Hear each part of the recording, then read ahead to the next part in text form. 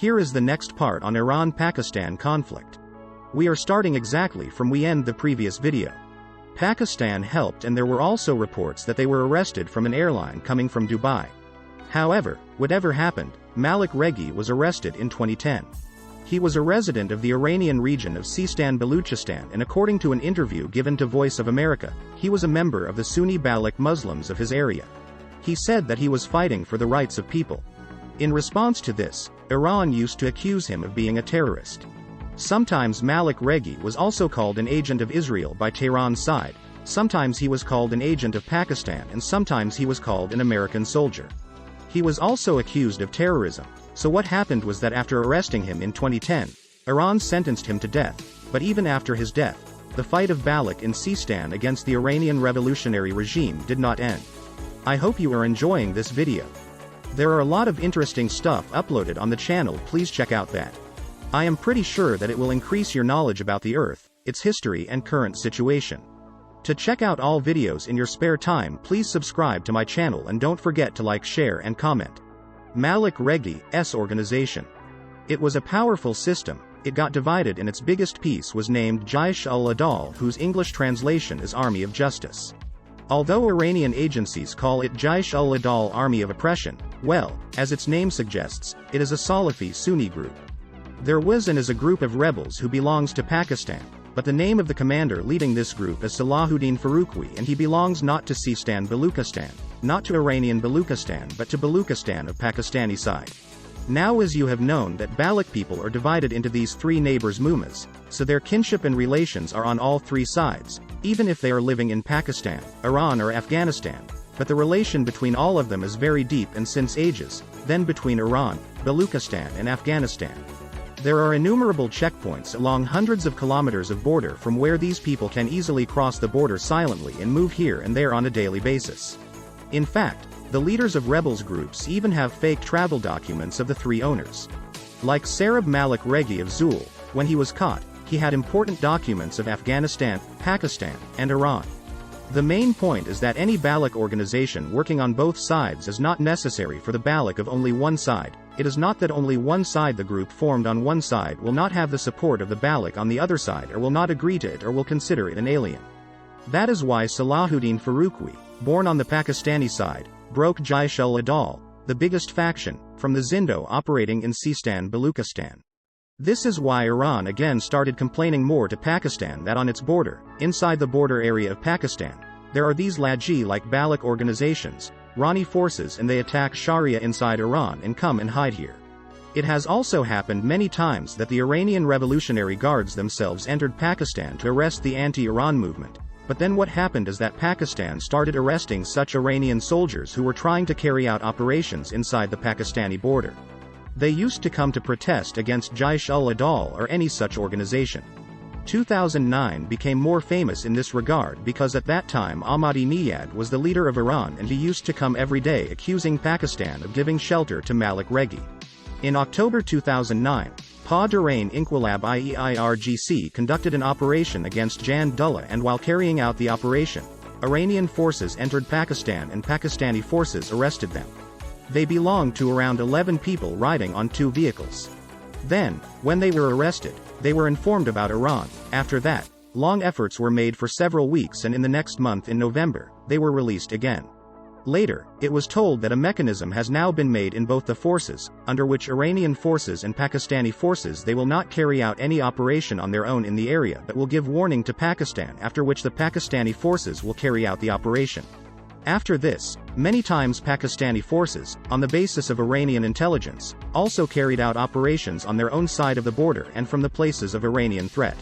Arrests were also made, but you know that it is difficult to implement every intelligence because it takes time to make it actionable. During this time the targets are also found, and mostly it also happens that the intelligence is neither correct nor actionable, nor is it complete. Therefore, Iran's complaint is right that Pakistan does not act on all its intelligence, and it is also wrong that not every time the intelligence is actionable. It is not necessary that it can be acted upon every time, and remember, the same thing happens on the Iranian side also. That is, Pakistan also has such complaints against Iran that it uses weapons like BLA and BLF against Pakistan, or operates them from its soil, and the intelligence of Iran or the people there are involved in making them a base there. The only difference is that Pakistan had never taken any action inside Iran with missiles or bombs, nor had it sent its forces there, but Iran broke this threshold on January 17. In response to this, Pakistan now has options. They were not sure that calling them back and expelling their ambassador would be enough. This is enough for peace-loving people, but more than 80% of the people in this poll believed either Iran should cooperate with Pakistan on this strange act or then Pakistan should answer the missiles with missiles. Now you will see that Pakistan has given this answer within 24 hours of the Iranian attack on 7 places in Sarawan area of Iranian province Seestan, Baluchistan at 4 o'clock in the morning of January 18. These attacks were carried out by the Pakistani Air Force. Drones were also used in this and BLLOC guards were hidden or had bases. This attack took place there. Foreign Office said in a press release at 9 a.m. that Pakistan has attacked Iran's provinces of Seestan and Baluchistan. Targeted attacks were carried out against the hideouts of terrorist groups in which many terrorists were killed. In fact, the people who used to attack Pakistan from Iran used to call themselves Sharm Char, which means Mahalik Sarfarish is dangerous, and it was called Marg Bar Sharm Char, i.e. Mahal is the name of death of dangerous people. Perhaps this is why the name was given, according to the press release of the Foreign Office. Pakistan had been requesting Iran for many years to get rid of the Pakistani terror gangs who call themselves Sharam Char in their non-settled areas, which is their safe haven. They should be caught and attacked. This should be done. The safe havens should be eliminated. Pakistan had also informed about these hideouts to Iran, but they were not being implemented, this Foreign Office said. But now, in the light of intelligence information that these people have committed terrorism on a large scale in Pakistan, the information that they are going to take action has now been immediately attacked. In this statement, finally, Pakistan also said that Pakistan fully respects the sovereignty and regional security of the Islamic Republic of Iran. The main objective of Operation Marg Bar Sharam Char is Pakistan. It was a matter of security and communal harmony on which there can be no compromise. Also, while talking about respect and love for the Iranian people, Pakistan said that together we will continue to try to get rid of the curse of terrorism. Now this entire office of Kharja. There is a statement, and it is clearly visible that this is a counter-statement. And finally, if we look at this statement, then it clearly seems that Pakistan has given a face-saving act to Iran, just like Iran said that it has given a face-saving act to Pakistan.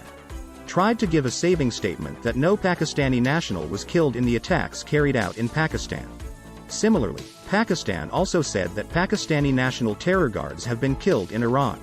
In response to this, the Iranian government TV media, which is their official media, Press TV, broke news on it that 7 non-Iranian nationals, who are not Iranian citizens, have been killed in the blasts in Seestan, the number of which has since increased to 9. This is because the government, if there is TV, then it is considered to be the rule and state police in its opportunity. According to this, it seems that Iran also does not want to escalate the war between the two countries and wants to settle the matter on this face-saving basis. That is why it also made this showdown. It has been said that none of these are Iranian citizens. Another aspect of this regretful speech is very important, and that is, why would Iran suddenly attack 3 of its neighbors inside the friendly countries without their permission? Why did he think he did this? What will he gain from this act? See nation-states and ideological states. There is a fundamental difference between the viewpoint states, and that is that the nation-state, the communal state, first looks at the welfare and security of its people and makes calculations. Then somewhere she thinks about the action, whether she should take the action or not. That is, her priority is the economic condition of the people, and their destiny is their prosperity, because this community is the community of that nation-state on some point of view. The rest of the world stands on the principle of mutual existence, whereas, in contrast to this, the idealistic state approach is the patron of the state, which is following a particular perspective and is more concerned about its economy and security in order to save its perspective. Its priority is vision. There is ideology. There is also economy and security, but it stands behind the ideology. These states which are unnatural and non-realized are princely states, because a princely state cannot have any vision. For this, a false cloak of point of view is given to the education system, state structure, foreign relations, and even the media. Now it is clear that the people of the entire state cannot agree with any one point of view.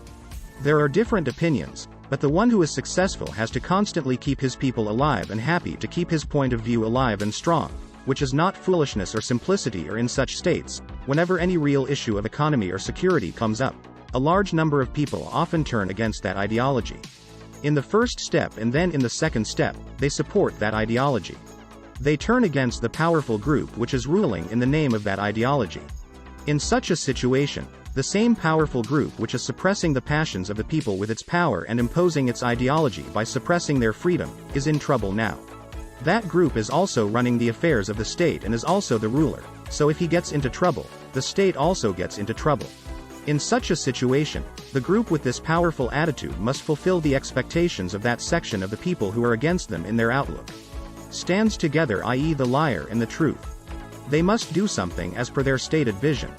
Currently, the Iranian revolutionary regime is doing the dictatorship of Vilayat-ullah Faqih Mullah. He has divided his people against America, against Israel and against Saudi.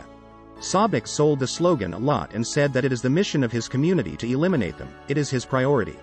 In his speeches in the Markaz meeting rooms of Iranian supreme leaders, Baitul Muqaddas, Gumbad Khizra and Masjid Aqsa are used in the backdrop.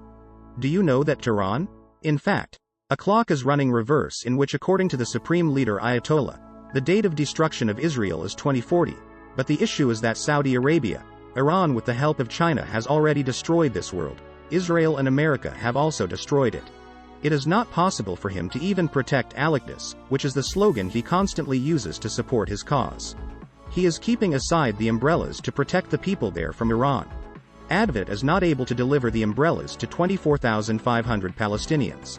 More than 10,000 children have lost their lives and have been murdered in Israeli attacks. It needs stone-like heart to see the pictures and videos coming from there. In such a situation, all the propaganda that they have spread in the last 43 years has been washed away in the dictatorship of the ulama. Iran attack where they can tell their people that they are actually not able to remove the big threat, but first they are removing its members from them. Thanks for watching.